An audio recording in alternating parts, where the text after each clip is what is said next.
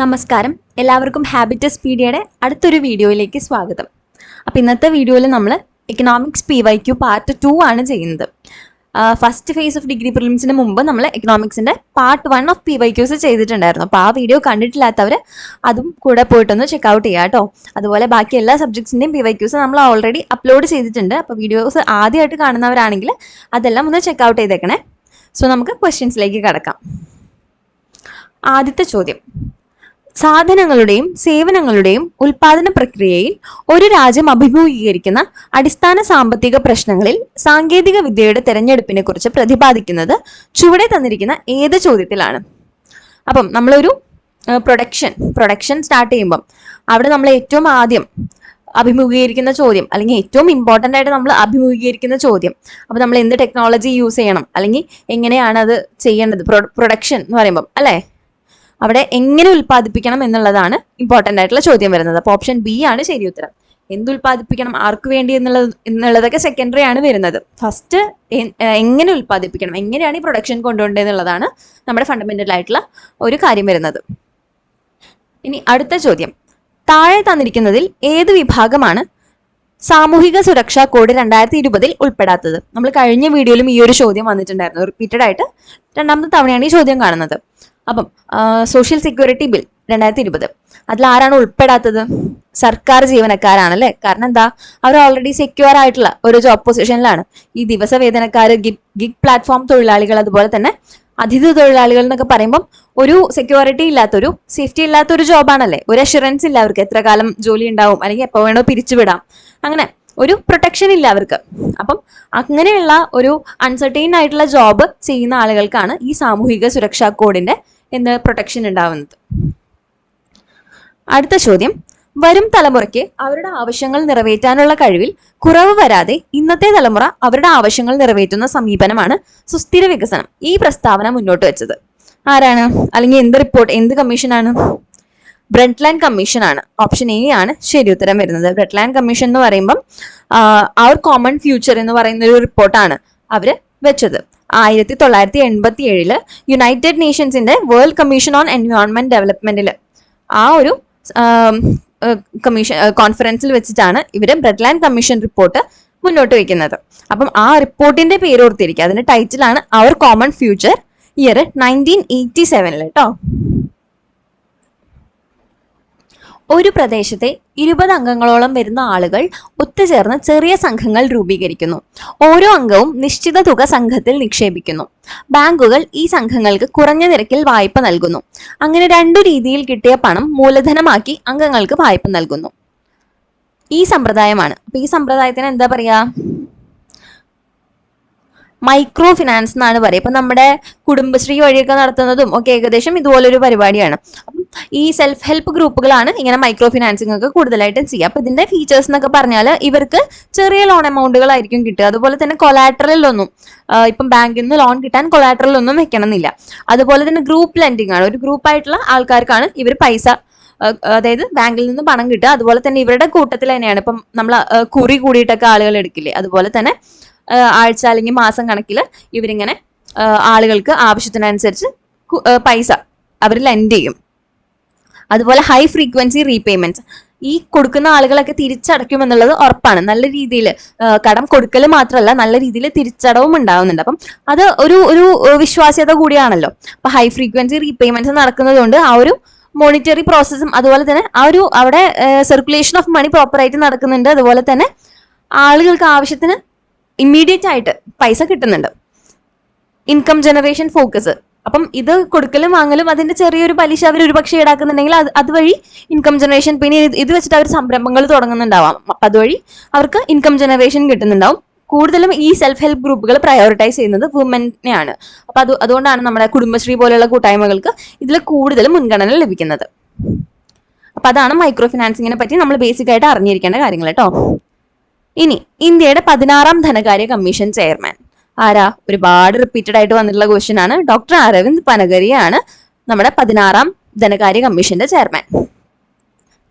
അടുത്തത്: ഒരു രാജ്യം അതിന്റെ മണ്ണ് മാത്രമല്ല, ഒരു രാജ്യം അതിന്റെ ജനങ്ങളാണ്. എന്ന വരികൾ ഉദ്ധരിച്ചാണ് കേന്ദ്ര ധനകാര്യമന്ത്രി നിർമ്മല സീതാരാമൻ 2025 ബജറ്റ് അവതരിപ്പിച്ചത്. ഈ വരികൾ എഴുതിയത് ആരാണ്? ഈ വരികൾ എഴുതിയത് നമ്മുടെ ഒരു തെലുഗു പ്ലേ റൈറ്റ് ആയിട്ടുള്ള ഗുരജട അപ്പാറാവു എന്ന് പറയുന്ന വ്യക്തിയാണ്. ഓപ്ഷൻ എ ആണ് കറക്റ്റ് ആൻസർ, ഗുരജട അപ്പാറാവു. ഹരിത വിപ്ലവത്തിന്റെ ഭാഗമായി ഇന്ത്യയിൽ നടപ്പിലാക്കിയ കൃഷ്യോന്നതി യോജനയിലെ കുട പദ്ധതിയിൽ ഉൾപ്പെടുത്തുന്നത് ഏതെല്ലാം? അപ്പം കൃഷ്യോന്നതി യോജന എന്ന് പറയുന്നത് ഒരു അംബ്രല്ല പ്രോഗ്രാം ആണ്. അതിന്റെ കീഴിൽ ഒരുപാട് സ്കീമുകളുണ്ട്. കൊടുത്തിരിക്കുന്ന 4 ഏതെല്ലാമാണ് കൃഷ്യോന്നതി യോജനയുടെ ഭാഗമായിട്ടുള്ളത്? Mission for integrated development of horticulture, Rashtriya Krishi Vikas Yojana, national mission for sustainable agriculture, national food security mission ആണ് കൊടുത്തിട്ടുള്ളത്. അപ്പൊ ഇതിൽ രാഷ്ട്രീയ കൃഷി വികാസ് യോജന ഇതിൽ ഉൾപ്പെടുന്നതല്ല. അത് കൃഷ്യോന്നതി യോജന പോലെ തന്നെയുള്ള ഒരു പാരലൽ പ്രോഗ്രാമാണ്, വേറൊരു പ്രോഗ്രാമാണ്. ബാക്കി 3 കൃഷ്യോന്നതി യോജനയുടെ പദ്ധതിയിൽ പെടുന്ന സ്കീമുകളാണ്. അപ്പം 1, 3, 4 ആണ് ശരി ഉത്തരം വരുന്നത്. ഓപ്ഷൻ സി ആണ് കറക്റ്റ്. ഇന്ത്യയിൽ ആദ്യമായി ATM സ്ഥാപിച്ച ട്രെയിൻ ഏതാണ്? അത് പഞ്ചവടി എക്സ്പ്രസ് ആണ് കേട്ടോ. മഹാരാഷ്ട്രയിലെ മുംബൈ മുതൽ മൻമദ് വരെ സർവീസ് നടത്തുന്ന പഞ്ചവടി എക്സ്പ്രസ് ആണ് ഇന്ത്യയിൽ ആദ്യമായി ATM സ്ഥാപിച്ച ട്രെയിൻ. 2022-23 ബജറ്റിലെ സുപ്രധാന പദ്ധതിയായ PM ഗതിശക്തിയെ സംബന്ധിച്ച് താഴെ പറയുന്നവയിൽ ഏതെല്ലാം ശരിയാണ്? സാമ്പത്തിക വളർച്ചയ്ക്കും സുസ്ഥിര വികസനത്തിനും വേണ്ടിയുള്ള പരിവർത്തന സമീപനം ശരിയായിട്ടുള്ള സ്റ്റേറ്റ്മെന്റ് ആണ്. ഇന്ത്യൻ സർക്കാരിന്റെ കീഴിൽ പ്രവർത്തിക്കുന്ന 16 മന്ത്രാലയങ്ങളും വകുപ്പുകളും ഒരുമിച്ച് കൊണ്ടുവരുന്ന ഡിജിറ്റൽ പ്ലാറ്റ്ഫോം, അതും ശരിയായിട്ടുള്ള സ്റ്റേറ്റ്മെന്റ് ആണ്. 5 എഞ്ചിനുകളാൽ നയിക്കപ്പെടുന്നു, അതവിടെ തെറ്റാണ്. PM ഗതിശക്തിയെ സംബന്ധിച്ച് 7 എഞ്ചിൻസ് ഓഫ് ഗ്രോത്ത് ആണുള്ളത്, 7 എഞ്ചിനുകളാണ് ഉള്ളത്. അത് ഏതൊക്കെയാന്ന് വെച്ചാൽ railways, roads, ports, waterways, airport, mass transport, logistics and infrastructure. ഈ 7 എണ്ണമാണ് 7 എഞ്ചിൻസ് ഓഫ് ഗ്രോത്ത് എന്ന് പറയുന്നത് PM ഗതിശക്തിയുടെ. അപ്പൊ അതന്നെയാണ് 4th സ്റ്റേറ്റ്മെന്റിലും പറയുന്നത്. റെയിൽവേ, റോഡ് ഗതാഗതം, ജലപാതകൾ തുടങ്ങി വിവിധ മേഖലകളെ കൂട്ടിയിണക്കിയുള്ള മൾട്ടി മോഡൽ കണക്ടിവിറ്റിയാണ് ലക്ഷ്യം. അതും കറക്റ്റ് ആയിട്ടുള്ള സ്റ്റേറ്റ്മെന്റ് ആണ്. അപ്പൊ ഇവിടെ കറക്റ്റ് ആയിട്ട് വരുന്നത് ഏതാ? 1, 2, 4 എന്നിവയാണ്. ഓപ്ഷൻ എ ആണ് ശരി ഉത്തരം വരുന്നത്. താഴെ തന്നിരിക്കുന്ന RBIയുടെ പോളിസി കരുതൽ അനുപാത നിരക്കുകളിൽ 2023 ഒക്ടോബർ പ്രകാരം തെറ്റായത് ഏത്? അപ്പം ഈ കൊടുത്തിരിക്കുന്നത് 2023 അതിലെ തെറ്റായത് എന്ന് പറയുന്നത് ബാങ്ക് നിരക്കാണ്. അത് 5.25 ആയിരുന്നില്ല, ആ സമയത്ത് 6.75 ആയിരുന്നു. ഇപ്പം നിലവിലെ ബാങ്ക് റേറ്റ് എന്ന് പറയുന്നത് 5.50 അതുപോലെ നിലവിലെ റിപ്പോ റേറ്റ് എത്രയാണ്? 5.25. അതുപോലെ മാർജിനൽ സ്റ്റാൻഡിംഗ് ഫെസിലിറ്റി MSF നിലവിൽ ഈ വർഷം 5.50%, ക്യാഷ് റിസർവ് റേഷ്യോ CRR എന്ന് പറയും, CRR ഇപ്പം 3% വരുന്നത് കേട്ടോ. അപ്പം ഇപ്പോഴത്തെ റേറ്റ്സ് ജസ്റ്റ് ഒന്ന് ഓർത്തിരുന്നാൽ മതി. അടുത്ത ചോദ്യം, പഞ്ചാബ്, ഹരിയാന തുടങ്ങിയ സംസ്ഥാനങ്ങളിൽ കർഷകർ തങ്ങളുടെ ഉൽപ്പന്നങ്ങൾ നേരിട്ട് കമ്പോളത്തിൽ എത്തിക്കുന്നതിന് പറയുന്ന പേര് എന്താണ്? അപ്നി മണ്ടിയാണ്. അപ്നി മണ്ടി ഓപ്ഷൻ സി ആണ്. അപ്പം അപ്നി മണ്ടി എന്ന് പറയുന്ന സിസ്റ്റം 1990 ഒരു പൈലറ്റ് പ്രൊജക്റ്റ് ആയിട്ട് പഞ്ചാബിലാണ്, പഞ്ചാബ് മണ്ഡി ബോർഡാണ് ചണ്ഡീഗറിലും മൊഹാലി എന്ന് പറയുന്ന ഡിസ്ട്രിക്റ്റിലും തുടങ്ങിയത്. പിന്നെയാണ് അത് പഞ്ചാബ് ഹരിയാന റീജിയണിലെ കൂടുതൽ പ്രദേശങ്ങളിലേക്ക് അത് പടരുന്നത് കേട്ടോ. അപ്പം അപ്നി മണ്ടി എന്നാണ് ആ ഒരു കമ്പോളത്തിന്റെ പേര്. ഇവിടെ കൊടുത്തിരിക്കുന്ന ചോദ്യം എന്ന് പറയുന്നത് എന്താണ്? മേൽ പറഞ്ഞ സാമ്പത്തിക പ്രവർത്തനത്തിൽ ചുവടെ നൽകിയിരിക്കുന്നതിൽ യോജിച്ച പ്രസ്താവന. അപ്പൊ ഇത് ഏതൊക്കെ മേഖലകളാണ്? പ്രാഥമിക മേഖല, ദ്വിതീയ മേഖല, സേവന മേഖല, പ്രൈമറി, സെക്കൻഡറി, ടെറിഷ്യറി സെക്ടർ. അപ്പൊ അതിന്റെ പ്രൊഡക്ഷനും സർവീസ് അതനുസരിച്ച് ഏത് മേഖലയിലാണ് ഉൾപ്പെടുത്തുക എന്നുള്ളതാണ്. അപ്പൊ നമുക്ക് നോക്കാം. കൃഷി എന്താണ്? പ്രൈമറി സെക്ടർ ആണ്, പ്രാഥമിക മേഖലയാണ്. അതുപോലെ ഖനനവും പാറവെട്ടും, മൈനിങ് ആൻഡ് ക്വാറിയിങ്, അതൊക്കെ എന്താണ്? അതും പ്രൈമറി സെക്ടർ ആണ്. ഇനി ഉൽപ്പന്ന നിർമ്മാണം, പ്രൊഡക്ഷൻ, സെക്കൻഡറി സെക്ടർ ആണ്. വൈദ്യുതി, ഗ്യാസ്, ജലവിതരണം, അത് എന്തിലാണ് വരിക? Service sector. ഡിസ്ട്രിബ്യൂഷൻ അല്ലേ? അപ്പൊ ഡിസ്ട്രിബ്യൂഷൻ സർവീസ് സെക്ടറിലാണ് വരിക. ഇനി നിർമ്മാണ പ്രവർത്തനങ്ങൾ, അതെന്താണ്? സെക്കൻഡറി സെക്ടർ ആണ്. വ്യാപാരം വരുന്നത് സർവീസ് സെക്ടർ ആണ്, ടെറിഷ്യറി സെക്ടർ. ഗതാഗതവും സംഭരണവും, അതും സർവീസ് സെക്ടർ ആണ്. സേവനങ്ങൾ, അതും സർവീസ് സെക്ടർ ആണ്. അപ്പൊ അതൊക്കെ ടെറിഷ്യറി സെക്ടറിലാണ് ഇത് വരിക അല്ലെ. അപ്പം എന്താണ് ഈ പ്രൈമറി സെക്ടർ, സെക്കൻഡറി സെക്ടർ, അതുപോലെ ടെറിഷ്യറി സെക്ടർ എന്നുള്ള ആ വേർതിരിവ് അതെങ്ങനെയാണ്? അപ്പൊ പ്രൈമറി സെക്ടർ എന്ന് പറഞ്ഞാൽ നമ്മൾ നേരിട്ട് ഇപ്പൊ കൃഷി ചെയ്യുക അല്ലെങ്കിൽ ഖനനം ചെയ്ത് സാധനം എടുക്കുക, എന്തെങ്കിലും പ്രകൃതിയിൽ നിന്ന് നമുക്ക് നേരിട്ട് കിട്ടുന്ന റോ മെറ്റീരിയൽസ് അല്ലെങ്കിൽ നാച്ചുറൽ റിസോഴ്സസ് ഡയറക്ട്ലി നമ്മൾ യൂട്ടിലൈസ് ചെയ്യുന്നതാണ് പ്രൈമറി സെക്ടർ. ഇനി സെക്കൻഡറി സെക്ടർ എന്ന് പറയുമ്പോൾ അവിടെ എന്താ, ഇതിന്റെയൊക്കെ ഒരു പ്രൊഡക്ഷൻ, നമ്മൾ റോ മെറ്റീരിയൽസിനെ എടുത്തിട്ട് അതിനെ ഒരു കൺസ്യൂമർ ഗുഡ് ആയിട്ട് അല്ലെങ്കിൽ എന്തെങ്കിലും നമുക്ക് അതിനെ ഒരു പ്രൊഡക്റ്റ് ആയിട്ട് മാറ്റുന്ന ആ ഒരു പ്രോസസ്സിനെയാണ് സെക്കൻഡറി സെക്ടറിൽ നമ്മൾ കാണുന്നത്. അതുപോലെ ടെർഷ്യറി സെക്ടർ അല്ലെങ്കിൽ സർവീസ് സെക്ടർ എന്ന് പറയുമ്പോൾ ഇതിന്റെ സർവീസസ്, ഈ ഒരു പ്രൊഡക്റ്റിനെ കൺസ്യൂമേഴ്സിന്റെ കയ്യിലേക്ക് എത്തിക്കാനുള്ള സർവീസ്, അത് ട്രാൻസ്പോർട്ടേഷൻ ആവാം അല്ലെങ്കിൽ സ്റ്റോറേജ് ആവാം, അങ്ങനെയുള്ളതാണ് ഈ ടെർഷ്യറി സെക്ടറിൽ വരുന്നത്. അപ്പൊ ഈ പറഞ്ഞതനുസരിച്ച് നോക്കുമ്പം ഈ കൊടുത്തിരിക്കുന്ന ഓപ്ഷൻസ് എല്ലാം തെറ്റാണ് കേട്ടോ. അപ്പം ഏതൊക്കെ ഏതിൽ പെടും എന്നുള്ളത് നമ്മൾ അറിഞ്ഞിരിക്കണം.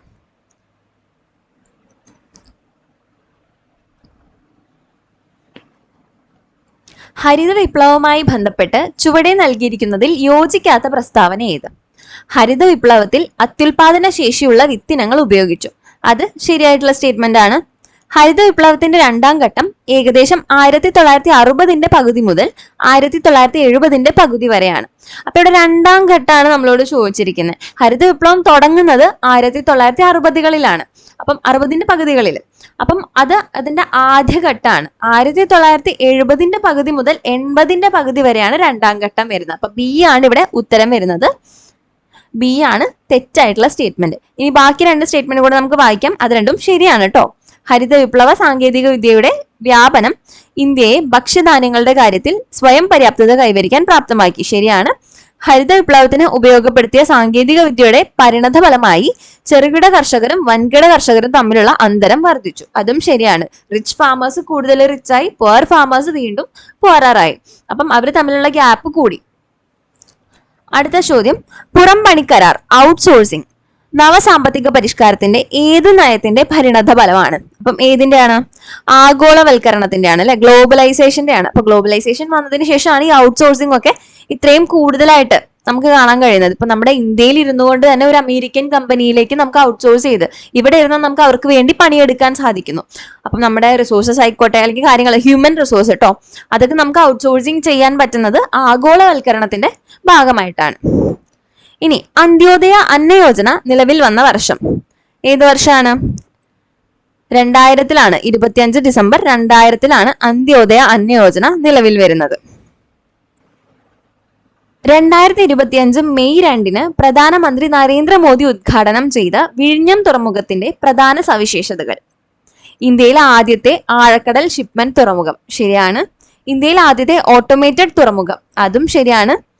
അന്താരാഷ്ട്ര ഷിപ്പിംഗ് പാതയോട് നേരിട്ട് സ്ഥിതി ചെയ്യുന്ന ഏക ഇന്ത്യൻ തുറമുഖം.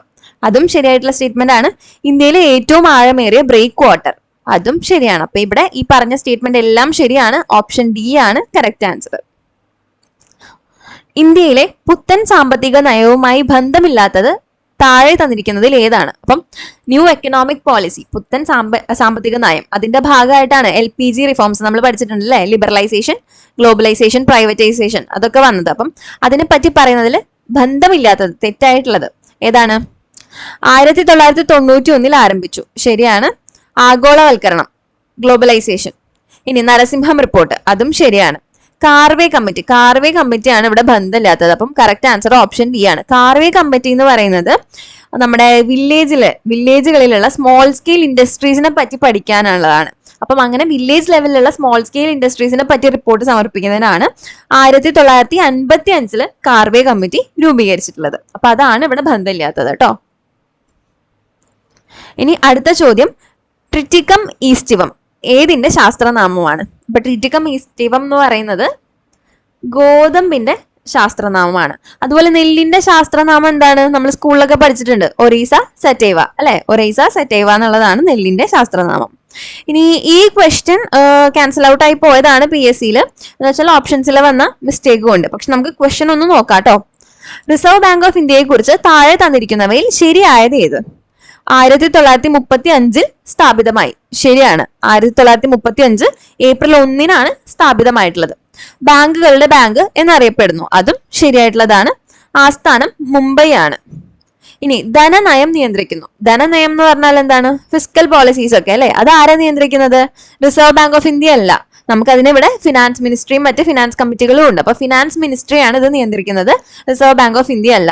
അപ്പം 1, 2, 3 ശരിയാണെന്നാണ് വേണ്ടത്. അങ്ങനെ ഒരു ഓപ്ഷൻ ഇതിലില്ല. ഇനി അടുത്ത ചോദ്യം, ഹരിത വിപ്ലവവുമായി ബന്ധപ്പെട്ട് ശരിയല്ലാത്തത് ഏത്? അപ്പൊ ഹരിത വിപ്ലവം അതുപോലെ തന്നെ പഞ്ചവത്സര പദ്ധതികൾ, ഇത് ഭയങ്കര ഇമ്പോർട്ടന്റ് ആയിട്ടുള്ള രണ്ട് മേഖലയാണ്. ഈ രണ്ട് ടോപ്പിക്കിൽ നിന്നും മിക്കവാറും എല്ലാ പരീക്ഷയ്ക്കും ഒരു ചോദ്യം വരാം. അപ്പൊ അത് നന്നായിട്ട് നോക്കിയിട്ട് പോവാം. ഹരിത വിപ്ലവമായിട്ട് ബന്ധപ്പെട്ട് ശരിയല്ലാത്തതാണ് ചോദിച്ചിട്ടുള്ളത്. അത്യുൽപാദന ശേഷിയുള്ള വിത്തിനങ്ങൾ ഉപയോഗിച്ചു, ശരിയാണ്. 1980 കാലഘട്ടത്തിൽ ആരംഭിച്ചു. നമ്മൾ നേരത്തെ പറഞ്ഞു ഇതിന്റെ രണ്ടാം ഘട്ടം എന്ന് പറയുന്നത് 70കളുടെ മധ്യം തൊട്ട് 80കളുടെ മധ്യം വരെയാണ്. അപ്പം ആരംഭിച്ചത് എപ്പോഴാണ്? 60കളിലാണ്. 1960കളിലാണ് ആരംഭിച്ചത്. അപ്പൊ രണ്ടാമത്തെ സ്റ്റേറ്റ്മെന്റ് തെറ്റാണ്. ഡോക്ടർ MS സ്വാമിനാഥൻ നയിച്ചു, ശരിയാണ്. രാസവളം കീടനാശിനി ഉപയോഗം വർദ്ധിച്ചു, അതും ശരിയാണ്. അപ്പൊ ഇവിടെ രണ്ട് ശരിയല്ല, ഓപ്ഷൻ സി ആണ് ഉത്തരം വരുന്നത്.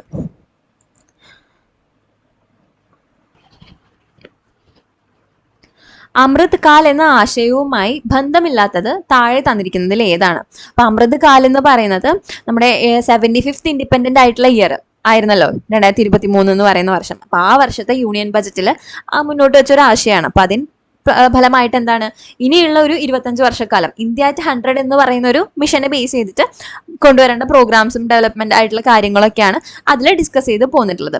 അപ്പൊ ഇവിടെ ഓപ്ഷൻ എ 2022-23 യൂണിയൻ ബജറ്റ് ശരിയാണ്. ഇന്ത്യ അറ്റ് 100 എന്നുള്ളൊരു മിഷനാണ് മുന്നോട്ട് വെച്ചത്, അതും ശരിയാണ്. 25 വർഷ കാലഘട്ടം, ആ 25 വർഷ കാലഘട്ടത്തിൽ ചെയ്യേണ്ട കാര്യങ്ങളെ പറ്റിയിട്ടൊക്കെ ഡിസ്കസ് ചെയ്തിട്ടുണ്ട്. അപ്പൊ അതിന് വേണ്ട കാര്യങ്ങളും പറഞ്ഞിട്ടുണ്ട്. അപ്പൊ ഇവിടെ സപ്തർഷിയാണ് ഇതുമായിട്ട് ബന്ധമില്ലാത്തത്. സപ്തർഷി എന്ന് പറയുന്നത് നെക്സ്റ്റ് ഇയർ ബജറ്റിലെ 2023-24 ഗവൺമെന്റ് ഓഫ് ഇന്ത്യ ഇൻട്രൊഡ്യൂസ് ചെയ്തിട്ടുള്ള ഒരു 7 പ്രയോറിറ്റീസിനെ പറ്റി പറയുന്നതാണ്. അല്ലെങ്കിൽ നമ്മുടെ ഒരു ഓവറോൾ ഡെവലപ്മെന്റിന് വേണ്ടിയിട്ടുള്ള ഒരു 7 പ്രത്യേക കാര്യങ്ങളെ പറ്റിയിട്ട്, അല്ലെങ്കിൽ ആ ഒരു 7 പ്രയോറിറ്റീസിനെ പറ്റി പറയുന്നതാണ് സപ്തർഷികൾ എന്ന് പറയുന്നത് കേട്ടോ. അപ്പൊ അതിന് സിംബോളിക്കലി കൊടുത്തിട്ടുള്ള നെയിമാണ് സപ്തർഷി. അപ്പൊ അത് 2023-24 ബജറ്റിലെ പ്രോഗ്രാം ആയിരുന്നു.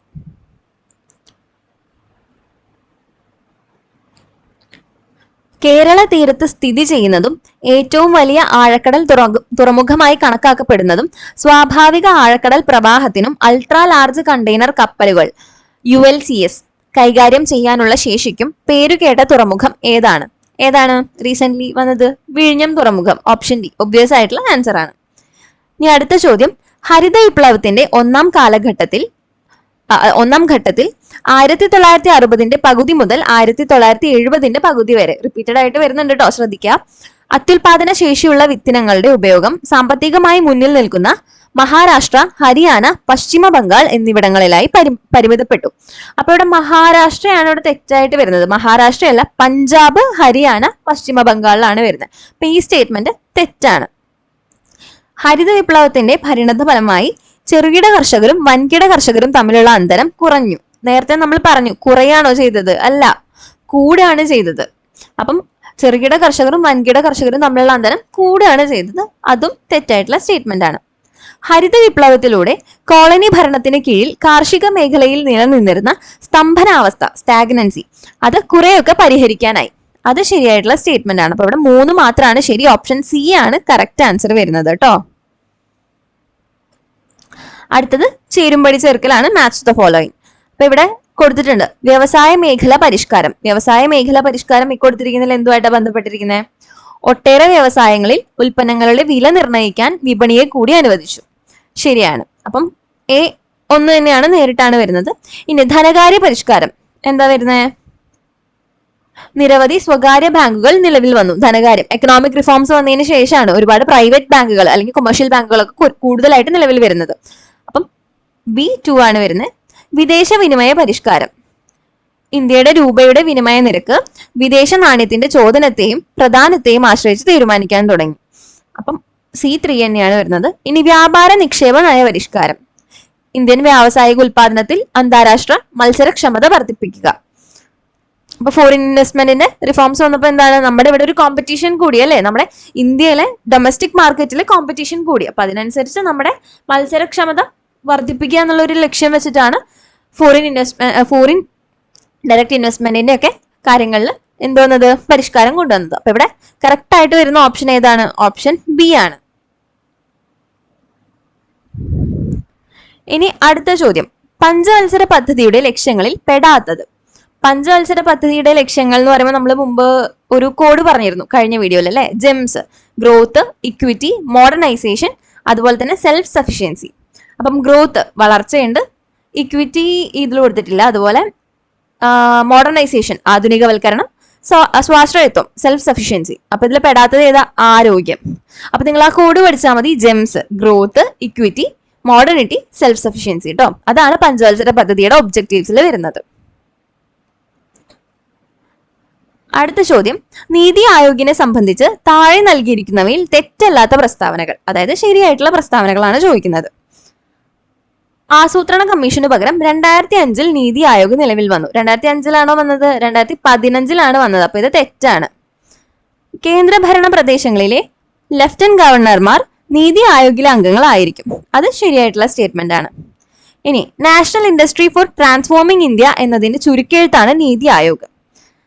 അപ്പം നാഷണൽ ഇൻഡസ്ട്രി ആണോ? അല്ല, national institution for transforming India എന്നാണ് നീതി ആയോഗിന്റെ ശരിക്കുള്ള പേര്. അപ്പം 3 തെറ്റാണ്. ഇനി ആദ്യ യോഗം നരേന്ദ്രമോദിയുടെ അധ്യക്ഷതയിൽ നടന്നു. അതും ശരിയാണ്. അപ്പൊ നീതി ആയോഗിന്റെ ആദ്യത്തെ അധ്യക്ഷനായിട്ട് വന്നതൊക്കെ ആരാണ്? നരേന്ദ്രമോദി. നമ്മുടെ 2015 പ്രൈം മിനിസ്റ്റർ ആയിട്ട് ആരായിരുന്നു? നരേന്ദ്രമോദി. ഇപ്പോഴും നിലവിലും ആരാണ്? നരേന്ദ്രമോദിയാണ്. അപ്പൊ അദ്ദേഹമാണ് അതിന്റെ അധ്യക്ഷതയിൽ ഉണ്ടായിരുന്നത്. 2 and 4 ആണ് ശരിയായിട്ടുള്ള ഉത്തരം, ഓപ്ഷൻ സി.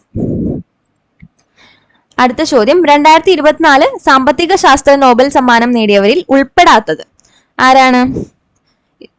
ഉൾപ്പെടാത്തത് എന്ന് പറയുമ്പം ഇവിടെ ഓപ്ഷൻ ഡി ആണ്, ക്ലാഡിയ ഗോൾഡിൻ ആണ് കറക്റ്റ് ആൻസർ. അപ്പൊ എന്തുകൊണ്ടാണ് ക്ലാഡിയ ഗോൾഡിൻ ആണെന്ന് പറയാൻ കാരണം അവർക്ക് 2023 സാമ്പത്തിക ശാസ്ത്ര നോബൽ ലഭിക്കുന്നത്. ബാക്കി 3 പേർക്കും, Daron Acemoglu, Simon Johnson, James A Robinson, ഇവർ 3 പേർക്കും 2024 ലഭിച്ചിട്ടുള്ളത്. അപ്പൊ നമ്മൾ ഇനി എക്സാമിന് പഠിക്കേണ്ടത് 2025 ആർക്കായിരുന്നു എന്നാണ്.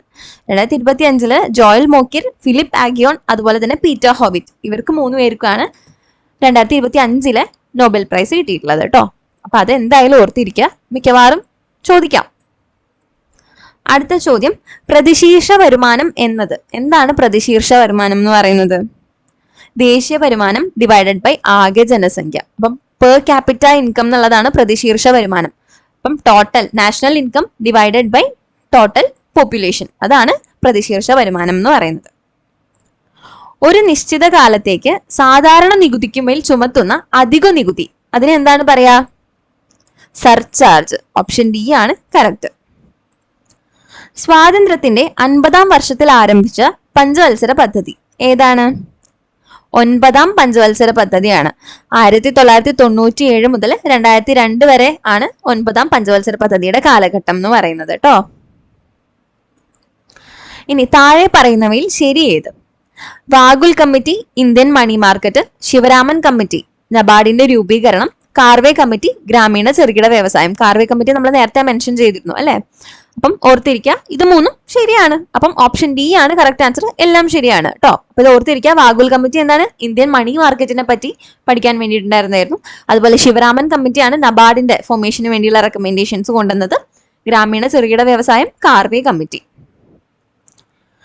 യോഗക്ഷേമം വഹാമ്യഹം, your welfare is our responsibility എന്നത് ഏത് ഇൻഷുറൻസ് കമ്പനിയുടെ ആപ്തവാക്യമാണ്? ഏതിന്റെയാണ്? LICയുടെ ആണ്. ഓപ്ഷൻ ബി ആണ് കറക്റ്റ് ആൻസർ വരുന്നത്. ഇന്ത്യൻ ആസൂത്രണത്തിന്റെ പിതാവ് ആരാണ്? M വിശ്വേശ്വരയ്യ. ഓപ്ഷൻ സി ആണ് കറക്റ്റ് ആൻസർ വരുന്നത്. ഇന്ത്യൻ ആസൂത്രണത്തെ കുറിച്ച് താഴെ പറയുന്ന പ്രസ്താവനകളിൽ ഏതാണ് ശരി? പഞ്ചവത്സര പദ്ധതിക്ക് പകരം 1966-69 കാലയളവിൽ ഇന്ത്യയിൽ പ്ലാൻ ഹോളിഡേ ആയിരുന്നു. വാർഷിക പദ്ധതികൾ മാത്രമാണ് ഉണ്ടായിരുന്നത്. ശരിയാണ്. അപ്പം 66-69 കാലയളവിലായിരുന്നു പ്ലാൻ ഹോളിഡേ നടന്നിരുന്നത്.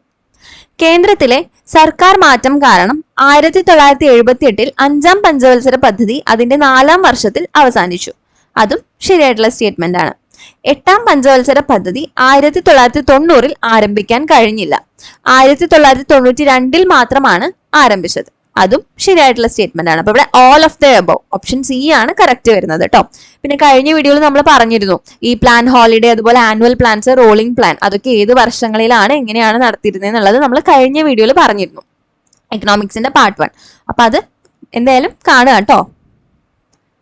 ഇനി GSTയെ കുറിച്ചുള്ള ഇനി പറയുന്ന പ്രസ്താവനകളിൽ ഏതാണ് ശരി? ഇന്ത്യയിലെ കയറ്റുമതിക്കും ഇറക്കുമതിക്കും സംയോജിത GST IGST ബാധകമാണ്. ശരിയാണ്. GST സംവിധാനത്തിൽ ബിസിനസ് ആവശ്യങ്ങൾക്കായി ഉപയോഗിക്കുന്ന സാധനങ്ങളുടെയും സേവനങ്ങളുടെയും വാങ്ങലുകൾക്ക് ഇൻപുട്ട് ടാക്സ് ക്രെഡിറ്റ് ലഭിക്കും. അതും ശരിയായിട്ടുള്ള സ്റ്റേറ്റ്മെന്റ് ആണ്. 2017 ഇന്ത്യയിൽ GST നടപ്പിലാക്കിയത്.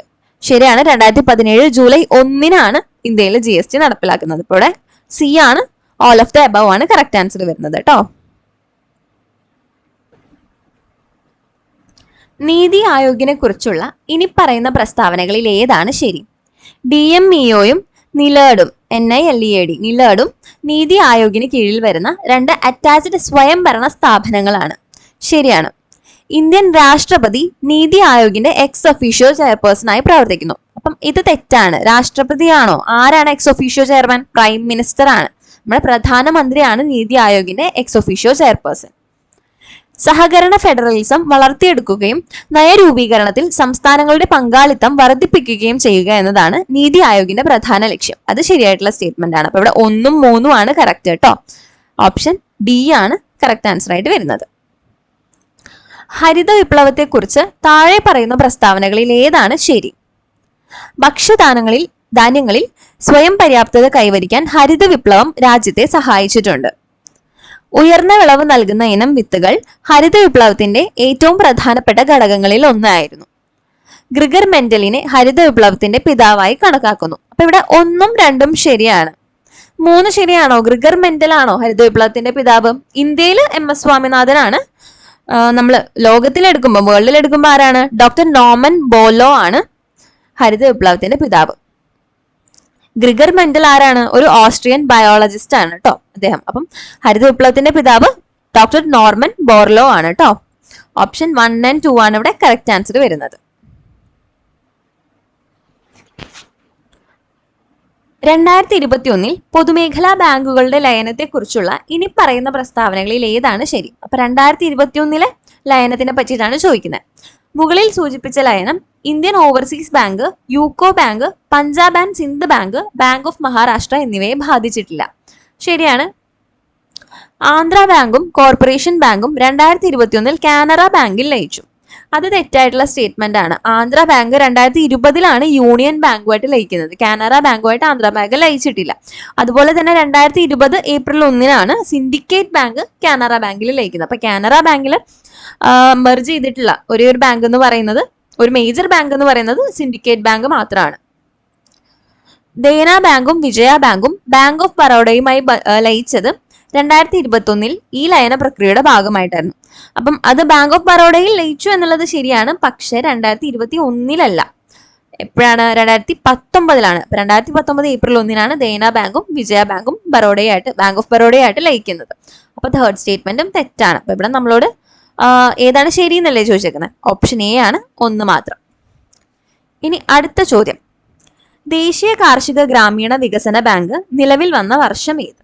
ഏത് വർഷമാണ് ദേശീയ കാർഷിക ഗ്രാമീണ വികസന ബാങ്ക് നിലവിൽ വന്നത്? 1982 കേട്ടോ. താഴെ കൊടുത്തിരിക്കുന്നവയിൽ ധവള വിപ്ലവം ഏതുമായി ബന്ധപ്പെട്ടിരിക്കുന്നു? ധവള വിപ്ലവം, വൈറ്റ് റെവല്യൂഷൻ, ക്ഷീരോത്പാദനം അല്ലെ. അതുപോലെ നമ്മുടെ ഇന്ത്യയിലെ ധവള വിപ്ലവത്തിന്റെ പിതാവ് ആരാണ്? വർഗീസ് കുര്യൻ ആണ്. ഡോക്ടർ വർഗീസ് കുര്യൻ ആണ് ധവള വിപ്ലവത്തിന്റെ പിതാവ്. ഇന്ത്യയിലെ ആദ്യത്തെ ബാങ്ക് ദേശസാൽക്കരണം നടന്നത് ഏത് പഞ്ചവത്സര പദ്ധതിയുടെ കാലത്താണ്? അപ്പം ബാങ്ക് നാഷണലൈസേഷൻ, ഇന്ത്യയിലെ ആദ്യത്തെ നാഷണലൈസേഷൻ ഓഫ് ബാങ്ക്സ് നടന്നത് ഏത് 5 ഇയർ പ്ലാനിന്റെ കാലത്താണ്? ഏത് 5 ഇയർ പ്ലാനിലാണ്? 4th 5 ഇയർ പ്ലാനിലാണ്, 4ാം പഞ്ചവത്സര പദ്ധതി. നീതി ആയോഗിന്റെ എക്സ് ഒഫീഷ്യോ ചെയർപേഴ്സൺ ആരാണ്? റിപ്പീറ്റഡ് ക്വസ്റ്റ്യൻ ആണ്. നേരത്തെ നമ്മൾ പറഞ്ഞു. ആരാണ്? പ്രധാനമന്ത്രി. Option B. 1991 ഉദാരവൽക്കരണ നയങ്ങളിൽ ഉൾപ്പെടാത്തത്. അപ്പൊ ഉദാരവൽക്കരണ നയം എന്ന് പറഞ്ഞാൽ ലിബറലൈസേഷൻ പോളിസീസ് ഉണ്ടായിരുന്നല്ലോ കുറെ, അതിൽ പെടാത്തത്. ഇറക്കുമതിയിലും കയറ്റുമതിയിലുമുള്ള അളവുപരമായ നിയന്ത്രണങ്ങൾ ഇല്ലാതാക്കുക, വ്യവസായ മേഖലയിലെ നിയന്ത്രണങ്ങൾ നീക്കുക, പൊതുമേഖലാ സ്ഥാപനങ്ങളുടെ ഓഹരികൾ ഭാഗികമായി സ്വകാര്യ മേഖലയ്ക്ക് വിൽക്കുക, വിദേശ കറൻസിയുമായി താരതമ്യം ചെയ്ത് ഇന്ത്യൻ കറൻസിയുടെ മൂല്യം കുറയ്ക്കുക. അപ്പൊ ഇവിടെ സി ആണ് വരുന്നത്. അത് എന്തിന്റെ ഭാഗമാണ്? സ്വകാര്യവൽക്കരണത്തിന്റെ, പ്രൈവറ്റൈസേഷന്റെ ഭാഗമാണ്. ബാക്കി 3ഉം ലിബറലൈസേഷന്റെ ഭാഗമാണ്. അടുത്ത ചോദ്യം, റിസർവ് ബാങ്ക് ഓഫ് ഇന്ത്യയുടെ 26ാമത് ഗവർണറായി നിയമിതനായത് ആരാണ്? ആരായിരുന്നു 26ാമത് ഗവർണർ? സഞ്ജയ് മൽഹോത്രയാണ് അല്ലെ. ഓപ്ഷൻ ഡി, സഞ്ജയ് മൽഹോത്രയാണ്. അടുത്ത ചോദ്യം, 2024 ഏഷ്യൻ ഡെവലപ്മെന്റ് ബാങ്കിൽ 69ാമത് അംഗമായ രാജ്യം ഏത് രാജ്യമാണ്? ഇസ്രായേൽ ആണ് കറക്റ്റ് ആൻസർ കേട്ടോ. ഓപ്ഷൻ എ ഇസ്രായേൽ ആണ്. വരുമാന വിതരണത്തിൽ പുരോഗതി ഇല്ലാതെ പ്രതിശീർഷ വരുമാനത്തിലെ വർധനവ് സൂചിപ്പിക്കുന്നത്. അപ്പൊ എന്താ? ഇൻകം ഡിസ്ട്രിബ്യൂഷനിൽ ഒരു പ്രോഗ്രസ് ഇല്ല, പക്ഷെ പെർ ക്യാപിറ്റ ഇൻകം കൂടുന്നുണ്ട്. അതെന്തിനാ ഉദ്ദേശിക്കുന്നത്? വരുമാന അസമത്വം വർദ്ധിപ്പിക്കുന്നു എന്നുള്ളതാണ് അതർത്ഥം കേട്ടോ. അപ്പൊ ഇൻകം ഇനീക്വാലിറ്റി കൂടുന്നു. ക്യാഷ് റിസർവ് അനുപാതം CRR, ക്യാഷ് റിസർവ് റേഷ്യോ എന്ന് പറഞ്ഞില്ലേ. അപ്പൊ CRR കുറയ്ക്കാനുള്ള RBIയുടെ തീരുമാനം പ്രധാനമായും ലക്ഷ്യമിടുന്നത് എന്താണ്? CRR കുറയ്ക്കുമ്പോൾ ലിക്വിഡിറ്റി കൂടുക എന്നുള്ളതാണ്. അപ്പൊ ദ്രവ്യത വർദ്ധിപ്പിക്കൽ. ഓപ്ഷൻ സി ആണ് കറക്റ്റ് ആൻസർ. GDPയിലും ധനക്കമ്മിയിലും ഒരേ സമയം ഉണ്ടാകുന്ന വർധനവ് സൂചിപ്പിക്കുന്നത് എന്തിനാണ്? GDPയിലും അതുപോലെ തന്നെ ഫിസ്ക്കൽ ഡെഫിസിറ്റിലും ധനക്കമ്മിയിലും ഒരേ സമയം വർധനവ് ഉണ്ടാവുകയാണ്. അപ്പം അത് സൂചിപ്പിക്കുന്നത് എന്താണ്? സർക്കാർ വിപുലീകരണ ധനനയം പിന്തുടരുന്നു, എക്സ്പാൻഷൻ പോളിസി എടുക്കുന്നു ഗവൺമെന്റ്. അപ്പം എക്സ്പാൻഷൻ പോളിസിയാണ് കൈക്കൊണ്ടിട്ടുള്ളത്.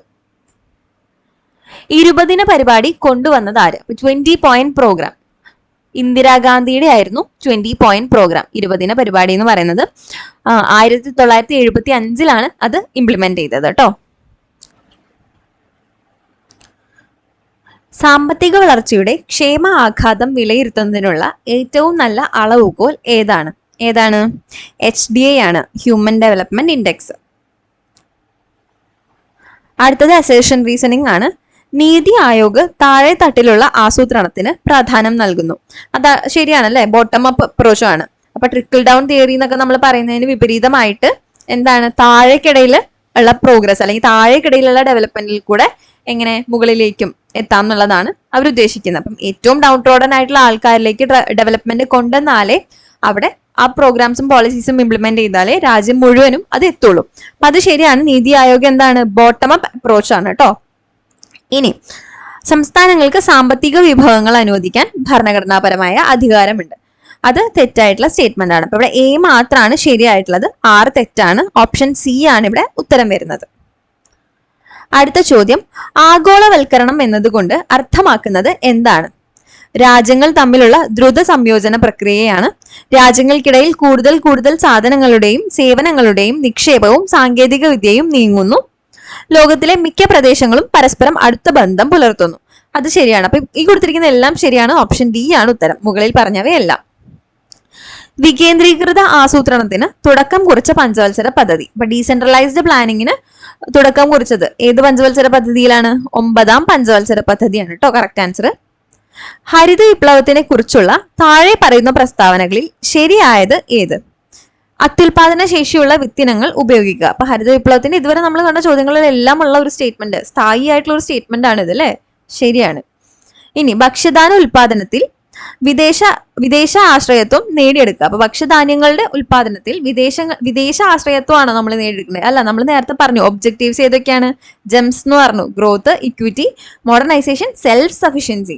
സ്വ ആശ്രയത്വമാണ്. അപ്പം വിദേശ ആശ്രയത്വം എന്ന് പറയുന്നത് തന്നെ എന്താണ്? ഹരിത വിപ്ലവത്തിന്റെയും ഇത് പഞ്ചവത്സര പദ്ധതികളുടെ ഒക്കെ അല്ലെങ്കിൽ നമ്മുടെ മൊത്തത്തിൽ ആ സമയത്ത് ഒരു ഗ്രോത്തിന്റെ ഐഡിയോളജിക്ക് വിപരീതമാണ്, അല്ലെങ്കിൽ അതിന്റെ ഒരു ഒബ്ജക്റ്റീവിന് ഓപ്പോസിറ്റ് ആണ്. അപ്പം വിദേശ ആശ്രയത്വം എന്ന് പറയുമ്പോൾ തന്നെ അത് തെറ്റി. ആധുനിക ജലസേചന സൗകര്യങ്ങൾ ഉപയോഗപ്പെടുത്തുക ശരിയാണ്. അപ്പൊ ഇവിടെ 1ഉം 3ഉം ആണ് ശരിയായിട്ടുള്ളത്. ഓപ്ഷൻ സി ആണ് കറക്റ്റ് സ്റ്റേറ്റ്മെന്റ് വരുന്നത് കേട്ടോ. വാണിജ്യ ബാങ്കുകളുടെ ധർമ്മങ്ങളിൽ ഉൾപ്പെടാത്തത് ഏത്? ഈ കൊടുത്തിരിക്കുന്നതില് വാണിജ്യ ബാങ്കുകൾ, കൊമേഴ്ഷ്യൽ ബാങ്ക്സിന് ചെയ്യാൻ പറ്റാത്തത് ഏതാ? പണം അച്ചടിച്ചിറക്കുക. അത് ആരാണ് ചെയ്യുന്നത്? RBI ആണ് ചെയ്യുന്നത്. താഴെ പറയുന്ന ഓപ്ഷനുകളിൽ ഏതാണ് ശരി? സിദ്ധാന്തത്തിൽ ഡാഷും തുല്യമായിരിക്കണം, എന്നാൽ പ്രായോഗികമായി അവ വ്യത്യസ്ത സമീപനങ്ങളിലാണ് നിർമ്മിച്ചിരിക്കുന്നത് എന്നതിനാൽ അവ സാധാരണയായി വ്യത്യാസപ്പെട്ടിരിക്കുന്നു. അപ്പം അത് എന്ത് രണ്ട് വേരിയബിൾസിനെ പറ്റി അല്ലെങ്കിൽ എന്ത് രണ്ട് കാര്യങ്ങളെ പറ്റിയിട്ടാണ് അത് പറയുന്നത്? ദേശീയ വരുമാനവും അറ്റ ദേശീയ ഉൽപ്പന്നവും, നെറ്റ് നാഷണൽ പ്രൊഡക്റ്റ് എന്നാണ് അറ്റ ദേശീയ ഉൽപ്പന്നത്തിന് ഇംഗ്ലീഷിൽ പറയാം. അപ്പം നാഷണൽ ഇൻകവും നെറ്റ് നാഷണൽ പ്രൊഡക്റ്റും ആണ് അവിടെ വരിക. ദേശീയ വരുമാനവും അറ്റ ദേശീയ ഉൽപ്പന്നവും. 1 മാത്രം. ഓപ്ഷൻ എ ആണ് ഇവിടെ ശരി ഉത്തരം വരുന്നത് കേട്ടോ. 5ാം പഞ്ചവത്സര പദ്ധതിയുടെ സവിശേഷതകൾ താഴെ പറയുന്നവയിൽ ഏതാണ്? പദ്ധതിയുടെ അന്തിമ കരട് തയ്യാറാക്കിയത് DP ധർ ആണ്. ഇത് പ്രധാനമായും ഗരീബി ഹഠാവോ എന്നതിലാണ് ശ്രദ്ധ കേന്ദ്രീകരിച്ചത്. ലക്ഷ്യ വളർച്ചാ നിരക്ക് 4.4%, എന്നാൽ യഥാർത്ഥ വളർച്ചാ നിരക്ക് 4.8%. നെഹ്റു മോഡലിന് വിപരീതമായി തൊഴിലിന് പ്രാധാന്യം നൽകി. അപ്പൊ ഇവിടെ ഫോർത്ത് സ്റ്റേറ്റ്മെന്റ് തെറ്റാണ്, നെഹ്റു മോഡലിന് വിപരീതമായിട്ടല്ല. ബാക്കി മൂന്നും ശരിയാണ്. 1, 2, 3 മാത്രം എന്നുള്ളതാണ് ശരി ഉത്തരം വരുന്നത് കേട്ടോ. ഓപ്ഷൻ എ ആണ് കറക്റ്റ് ആൻസർ. ഇനി അടുത്ത ചോദ്യം, താഴെ പറയുന്നവയിൽ ഏതാണ് നീതി ആയോഗിന്റെ പ്രധാന ലക്ഷ്യങ്ങൾ? രാജ്യത്തിന്റെ സാമ്പത്തിക വികസനം മെച്ചപ്പെടുത്തുന്നതിനുള്ള നയങ്ങളും തന്ത്രങ്ങളും രൂപപ്പെടുത്തുക. ശരിയാണ്. സംസ്ഥാന തല വികസന പദ്ധതികൾക്കുള്ള ഫണ്ട് വിനിയോഗം നേരിട്ട് മേൽനോട്ടം വഹിക്കുക. അത് എന്താണ്, നീതി ആയോഗിന്റെ പ്രധാന ലക്ഷ്യങ്ങൾ ആണോ? അല്ല, ഫണ്ടൊന്നും അവര് ഡീൽ ചെയ്യുന്നില്ല. അവരെന്താണ്, പോളിസി മേക്കിംഗ് ആണ്. തിങ്ക് ടാങ്ക് എന്നല്ലേ പറയാ നീതി ആയോഗിനെ. അപ്പൊ തിങ്ക് ടാങ്ക് ആണ്, പോളിസി മേക്കിംഗ്, പോളിസി ഫോർമുലേഷൻ, അങ്ങനത്തെ കാര്യങ്ങളൊക്കെയാണ്. ഇനി കേന്ദ്രവും സംസ്ഥാനങ്ങളും തമ്മിലുള്ള പങ്കാളിത്തത്തിലൂടെ സഹകരണ ഫെഡറലിസം പ്രോത്സാഹിപ്പിക്കുക. അതും ശരിയാണ്. സംസ്ഥാന സർക്കാരുകളെ അവയുടെ സാമ്പത്തിക പ്രകടനത്തെ അടിസ്ഥാനമാക്കി വിലയിരുത്തുകയും മാറ്റി സ്ഥാപിക്കുകയും ചെയ്യുക. അത് നീതി ആയോഗിന്റെ പരിധിയിൽ പെടുന്ന കാര്യമല്ല. അപ്പൊ ഇവിടെ 1ഉം 3ഉം മാത്രമാണ്. ഓപ്ഷൻ ബി ആണ് ശരി ഉത്തരം വരുന്നത് കേട്ടോ. ഇനി അടുത്തത് മാച്ച് ദ ഫോളോയിങ് ആണ്. നോക്കാം. കാർഷിക വായ്പാ പദ്ധതി. കാർഷിക വായ്പാ പദ്ധതി ഇവിടെ എന്തുമായിട്ട് ബന്ധിപ്പിക്കാൻ നമുക്ക് പറ്റുക? കാർഷിക ഇൻപുട്ടുകൾക്കായി കർഷകർക്ക് വായ്പാ ലഭ്യത ഉറപ്പാക്കുന്നു. അപ്പൊ 1B ആണ് വരുന്നത്. ഇനി food corporation of India FCI ഭക്ഷ്യസുരക്ഷ നിലനിർത്തുന്നതിനായി ഭക്ഷ്യധാന്യങ്ങൾ സംഭരിക്കുക, ശേഖരിക്കുക, വിതരണം ചെയ്യുക. അപ്പം ഏതാണ്? 2C ആണ് വരുന്നത്. ഇനി 3 സുസ്ഥിര കൃഷിക്കായുള്ള ദേശീയ ദൗത്യം NMSA. അതെന്തായിട്ടാണ് വരുന്നത്? കൃഷിക്കായുള്ള ജലസേചന സൗകര്യങ്ങൾ വർദ്ധിപ്പിക്കുകയും കാര്യക്ഷമമായ ജല ഉപയോഗം പ്രോത്സാഹിപ്പിക്കുകയും ചെയ്യുക. D ആണ് വരുന്നത്. പ്രധാനമന്ത്രി കൃഷി സിഞ്ചയി യോജന PMKSY അതെന്തുമായിട്ട് ബന്ധപ്പെട്ടിരിക്കുന്നത്? ഓപ്ഷൻ എ ആണ് അല്ലെ. പ്രകൃതി ദുരന്തങ്ങൾ മൂലമുള്ള നഷ്ടങ്ങൾക്ക് കർഷകർക്ക് ഇൻഷുറൻസ് പരിരക്ഷ നൽകുക. അപ്പൊ ഇവിടെ കറക്റ്റ് ആൻസർ ഏതാ വരുന്നത്? 1B, 2C, 3D, 4A. Option A ആണ് കറക്റ്റ് ആൻസർ കേട്ടോ. അടുത്തതും ഇനി ഒരു മാച്ച് ദ ഫോളോയിങ് ആണ്. അപ്പൊ നമുക്ക് ഏതാണെന്ന് നോക്കാം. ഇന്ത്യൻ ഓയിൽ കോർപ്പറേഷൻ ലിമിറ്റഡ് ഏതാ? ഇന്ത്യൻ ഓയിൽ കോർപ്പറേഷൻ ലിമിറ്റഡ് എന്ന് പറയുന്നത് മഹാരത്ന കമ്പനി ആയിട്ടാണ് വരിക. മഹാരത്ന ആയിട്ടാണ് രജിസ്റ്റർ ചെയ്തിട്ടുണ്ടാവുക. ഇനി shipping corporation of India limited. Shipping corporation of India limited എന്ന് പറയുന്നത് നവരത്നാസിലാണ് പെടുക അല്ലെ. എയർപോർട്ട് അതോറിറ്റി ഓഫ് ഇന്ത്യ അത് ഏതിലാ വരിക? മിനിരത്ന 1 CPSES വരിക. ഇനി national film development corporation limited Miniratna 2 CPSES വരിക. അപ്പം എന്തൊക്കെയാണ് ഈ മഹാരത്ന, മിനിരത്ന, നവരത്ന എന്നുള്ള സംഭവങ്ങളൊന്ന് നോക്കി പോവുക. അത് അധികം അങ്ങനെ എപ്പോഴെപ്പോഴും ചോദിക്കാറില്ല, പക്ഷെ എന്നാലും വരാൻ സാധ്യതയുണ്ട്. അപ്പൊ ഇവിടെ കറക്റ്റ് ഓപ്ഷൻ ഏതാണ്? ഓപ്ഷൻ എ ആണ്. 1D, 2A, 3B, 4C ആണ് വരുന്നത് കേട്ടോ. അടുത്ത ചോദ്യം, ഇന്ത്യയിൽ പുനരുപയോഗ ഊർജ്ജശേഷിയിൽ ഏറ്റവും ഉയർന്ന സ്ഥാനം നേടിയ സംസ്ഥാനം ഏതാണ്? രാജസ്ഥാൻ ആണ്. ഓപ്ഷൻ എ ആണ് കറക്റ്റ് ആൻസർ വരുന്നത്. ഇന്ത്യൻ വിപണികളിലെ ന്യായമായ മത്സരം നിയന്ത്രിക്കുന്നതിനും പ്രോത്സാഹിപ്പിക്കുന്നതിനുമായി competition commission of India CCI സ്ഥാപിതമായ വർഷം. ഏത് വർഷമാണ് കോമ്പറ്റീഷൻ കമ്മീഷൻ ഓഫ് ഇന്ത്യ സ്ഥാപിതമായത്? 2002 ഓപ്ഷൻ ബി ആണ് കറക്റ്റ് ആൻസർ കേട്ടോ. റോഡ് ഗതാഗത ഹൈവേ മന്ത്രാലയത്തിന് കീഴിൽ 2017 ആരംഭിച്ച ഭാരത്മാല പരിയോജനയുടെ പ്രധാന സവിശേഷത താഴെ പറയുന്നവയിൽ ഏതാണ്? അപ്പം ഈ കൊടുത്തിട്ടുള്ളതിൽ ഓപ്ഷൻ ബി ആണ് കറക്റ്റ് ആൻസർ വരുന്നത്. സാമ്പത്തിക പരിഗണനകളുടെയും മൾട്ടി മോഡൽ ലോജിസ്റ്റിക് പാർക്കുകളുടെയും സമഗ്രമായ 34,800 കിലോമീറ്റർ ശൃംഖലയുടെ വികസനം. അപ്പം ഇവിടെ ഓപ്ഷൻ ബി ആണ് ഭാരത്മാല പരിയോജനയുമായിട്ട് റിലേറ്റ് ചെയ്ത് വരുന്ന കറക്റ്റ് ആയിട്ടുള്ള ഓപ്ഷൻ എന്ന് പറയുന്നത് കേട്ടോ.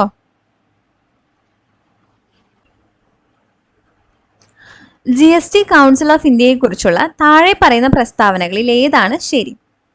അപ്പം ഈ കൊടുത്തിരിക്കുന്ന സ്റ്റേറ്റ്മെന്റ്സ് നമുക്ക് നോക്കാം. 2016 സെപ്റ്റംബർ 14 കേന്ദ്രമന്ത്രിസഭ GST കൗൺസിൽ രൂപീകരിക്കുന്നതിന് അംഗീകാരം നൽകി. അപ്പൊ ഇവിടെ സെപ്റ്റംബർ 14 അല്ല 12 യൂണിയൻ ക്യാബിനറ്റ് അങ്ങനെ അപ്രൂവൽ നൽകുന്നത്. അപ്പം ഇത് തെറ്റായിട്ടുള്ള സ്റ്റേറ്റ്മെന്റ് ആണ്. കേന്ദ്ര ധനകാര്യ മന്ത്രിയാണ് ഇന്ത്യയുടെ GST കൗൺസിലിന്റെ ചെയർമാൻ. അത് ശരിയായിട്ടുള്ള സ്റ്റേറ്റ്മെന്റ് ആണ്. GST കൗൺസിലിന്റെ ആദ്യ യോഗം 2016 സെപ്റ്റംബർ 30 നടന്നു. അതും തെറ്റായിട്ടുള്ളതാണ്. ഇവിടെ ഡേറ്റ് ആണ് ഇവരിങ്ങനെ തെറ്റിച്ച് തന്നുകൊണ്ടിരിക്കുന്നത്. സെപ്റ്റംബർ 30 അല്ല, സെപ്റ്റംബർ 22, 23 തീയതികളിലാണ് ഇതിന്റെ ആദ്യ യോഗം നടക്കുന്നത് കേട്ടോ. അപ്പൊ ഇവിടെ 2 മാത്രമാണ് ശരിയായിട്ടുള്ളത്, ഓപ്ഷൻ സി. കേരളത്തിലെ ആദ്യത്തെ IT കോറിഡോർ ഏത് ഹൈവേയിലാണ് സ്ഥിതി ചെയ്യുന്നത്? അപ്പൊ ഏത് ഹൈവേയിലാണ്? NH-66 കേരളത്തിലെ ആദ്യത്തെ IT കോറിഡോർ സ്ഥിതി ചെയ്യുന്നത് കേട്ടോ. 1963 കേരള ഭൂപരിഷ്കരണ നിയമം പ്രധാനമായും ലക്ഷ്യമിടുന്നത് എന്തായിരുന്നു? കുടിയാൻ നിർത്തലാക്കുകയും കുടിയാന്മാർക്ക് ഭൂമിയുടെ ഉടമസ്ഥാവകാശം നൽകുകയും ചെയ്യുക. ഓപ്ഷൻ ബി ആണ് ഇവിടെ കറക്റ്റ് ആൻസർ വരുന്നത്. ഉത്തരവാദിത്ത ടൂറിസം രീതികൾ പ്രോത്സാഹിപ്പിക്കുന്ന കേരള ടൂറിസം സംരംഭം ഏതാണ്? ഇതിൽ തന്നെ ഉണ്ട് അല്ലേ, ഉത്തരവാദിത്ത ടൂറിസം മിഷൻ. ഓപ്ഷൻ സി ആണ് കറക്റ്റ് ആൻസർ വരുന്നത്. കേരളത്തിലെ ഉന്നത വിദ്യാഭ്യാസത്തിനായുള്ള 14ാം പഞ്ചവത്സര പദ്ധതിയുടെ പ്രധാന തന്ത്രങ്ങളിൽ ഒന്ന് എന്തായിരുന്നു? ഇതിൽ കറക്റ്റ് ആൻസർ ഓപ്ഷൻ സി ആണ്. പ്രവേശനം വർദ്ധിപ്പിക്കുകയും ഗുണനിലവാരം മെച്ചപ്പെടുത്തുകയും ചെയ്യുക എന്നുള്ളതാണ് കേട്ടോ.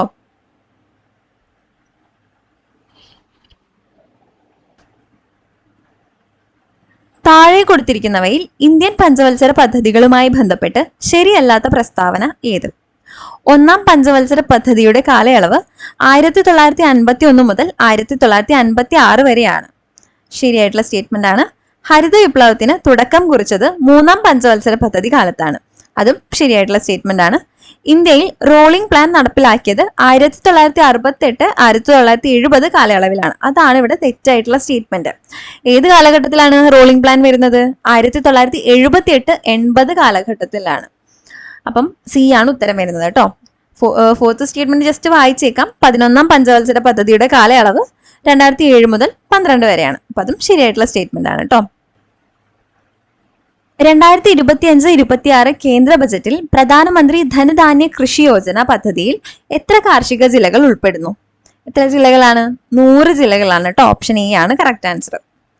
നികുതി, പൊതുചിലവ് എന്നിവയുമായി ബന്ധപ്പെട്ട് സമ്പദ് വ്യവസ്ഥയിൽ സ്ഥിരത കൈവരിക്കുന്നതിനുള്ള ഗവൺമെന്റ് നയം അറിയപ്പെടുന്നത് എന്താണ്? ധനനയം എന്നാണ് അറിയപ്പെടുന്നത് കേട്ടോ. ഇറക്കുമതി ചുങ്ക നിരക്ക് കുറച്ചു കൊണ്ടുവരിക എന്ന ലക്ഷ്യം ഏതു പരിഷ്കാരവുമായി ബന്ധപ്പെട്ടിരിക്കുന്നു? അപ്പൊ ഏത് പരിഷ്കാരവുമായി ബന്ധപ്പെട്ടുള്ളതാണ് ഇറക്കുമതി ചുങ്ക നിരക്ക് കുറച്ചു കൊണ്ടുവരിക എന്നുള്ളത്? വ്യാപാര നിക്ഷേപ നയ പരിഷ്കാരങ്ങളുമായിട്ട് ബന്ധപ്പെട്ടുള്ളതാണ് കേട്ടോ. അടുത്ത ചോദ്യം, ഗ്രാമീണ മേഖലയിലുള്ള എല്ലാ ധനകാര്യ പ്രവർത്തനങ്ങളെയും ഏകോപിപ്പിക്കുന്ന ബാങ്ക് ഏതാണ്? ദേശീയ കാർഷിക ഗ്രാമീണ വികസന ബാങ്ക് ആണ്. ഓപ്ഷൻ ഡി ആണ് കറക്റ്റ്. നീതി ആയോഗിന്റെ സാമ്പത്തിക ആരോഗ്യ സൂചിക 2025 പ്രകാരം മുന്നിൽ നിൽക്കുന്ന സംസ്ഥാനം ഏത്? അപ്പൊ ഏത് സംസ്ഥാനമാണ് നീതി ആയോഗിന്റെ സാമ്പത്തിക ആരോഗ്യ സൂചിക പ്രകാരം 2025 പ്രകാരം മുന്നിൽ നിൽക്കുന്നത്? ഒഡീഷയാണ്. ഓപ്ഷൻ ബി ആണ് കറക്റ്റ് ആൻസർ. നമ്മളപ്പം ഈ ഒരു 2 പാർട്ടിലായിട്ട് എക്കണോമിക്സിന്റെ ലാസ്റ്റ് 2 ഇയേഴ്സിൽ നടന്ന ക്വസ്റ്റ്യൻ പേപ്പറിൽ നിന്ന് എടുത്ത ചോദ്യങ്ങളാണ് കണ്ടു പരിചയപ്പെട്ടത്. അപ്പൊ നിങ്ങൾക്ക് ക്വസ്റ്റ്യൻ പേപ്പറിന്റെ ഒരു പാറ്റേണും ക്വസ്റ്റ്യൻസ് എങ്ങനെ വരാം എന്നുള്ളതൊക്കെ നിങ്ങൾക്ക് മനസ്സിലായി എന്ന് വിചാരിക്കുന്നു. അപ്പം ഇതിന്റെയൊക്കെ PDF നമ്മുടെ ടെലിഗ്രാം ചാനലിൽ അവൈലബിൾ ആണ് കേട്ടോ. ഇതിന് മുമ്പ് അപ്ലോഡ് ചെയ്ത വീഡിയോസിന്റെ ആണെങ്കിലും PDFs നമ്മൾ നമ്മുടെ ടെലിഗ്രാം ചാനലിൽ അപ്ലോഡ് ചെയ്തിട്ടുണ്ട്. അതിന്റെ ലിങ്ക് നമ്മൾ ഡിസ്ക്രിപ്ഷനിൽ താഴെ കൊടുത്തേക്കാം കേട്ടോ. സോ ആവശ്യമുള്ളവർ ചാനലിൽ കയറി അത് ഡൗൺലോഡ് ചെയ്തെടുത്ത് പഠിക്കാം കേട്ടോ. അപ്പം ഈ വീഡിയോ നിങ്ങൾക്ക് ഉപകാരപ്പെട്ടു എന്ന് വിചാരിക്കുന്നു. നിങ്ങൾക്ക് യൂസ്ഫുൾ ആയിട്ടുണ്ടെങ്കിൽ തീർച്ചയായിട്ടും do like, share and support our channel. അതുപോലെ തന്നെ സബ്സ്ക്രൈബ് ചെയ്യുക. നിങ്ങളുടെ ഫ്രണ്ട്സിലേക്കും ആസ്പിറൻസ് ആയിട്ടുള്ള നിങ്ങളുടെ സുഹൃത്തുക്കൾക്കും കൂടെ ഷെയർ ചെയ്ത് കൊടുക്കുക കേട്ടോ. Thank you so much for watching the video. Happy learning with habits.